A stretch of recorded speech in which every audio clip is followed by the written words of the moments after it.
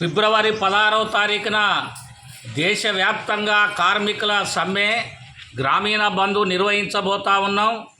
ఈ గ్రామీణ బంధు సమ్మెకు సంబంధించినటువంటి కరపత్రాల్ని ఈరోజు ప్రజా సంఘాల ఆధ్వర్యంలో రిలీజ్ చేయటం అనేది జరిగింది.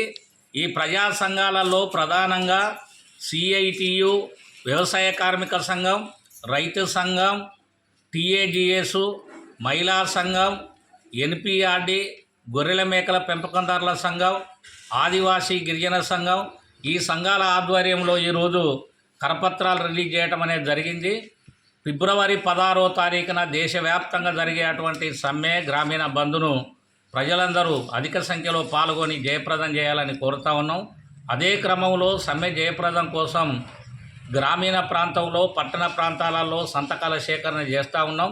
ప్రధానంగా మోడీ సర్కార్ అధికారంలోకి వచ్చిన 10 సంవత్సరాల కాలంలో, ఈ 10 సంవత్సరాల కాలంలో ప్రజలకు ఒరగబెట్టింది ఏమి లేకపోగా మోడీ కార్పొరేటు మతతత్వ విధానాల్ని దేశం లోపల ప్రజ్వలింపజేస్తూ ఉండు.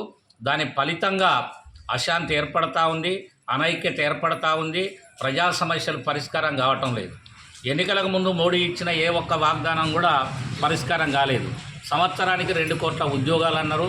సిస్ బ్యాంకులలో ఉన్న డబ్బు తెచ్చి, నల్ల డబ్బు తెచ్చి ప్రతి జీరో అకౌంట్లో 15 లక్షలు ఎత్తమన్నాడు. ఇది కూడా కాలేదు. గ్రామీణ ఉపాధి హామీ పథకాన్ని నిర్వీర్యం చేస్తూ ఉండు. రైతులకు సంబంధించినటువంటి ఎంఎస్పి రేట్ను కూడా తగ్గిస్తూ ఉండు. ధరలు విపరీతంగా పెంచిండు.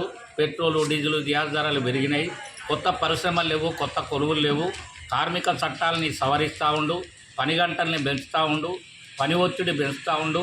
పెన్షన్ సౌకర్యం లేకుండా చేసే పరిస్థితి ఎదురవుతూ ఉంది. మహిళల మీద, దళితుల మీద, గిరిజనుల మీద దాడులు జరుగుతూ ఉన్నాయి.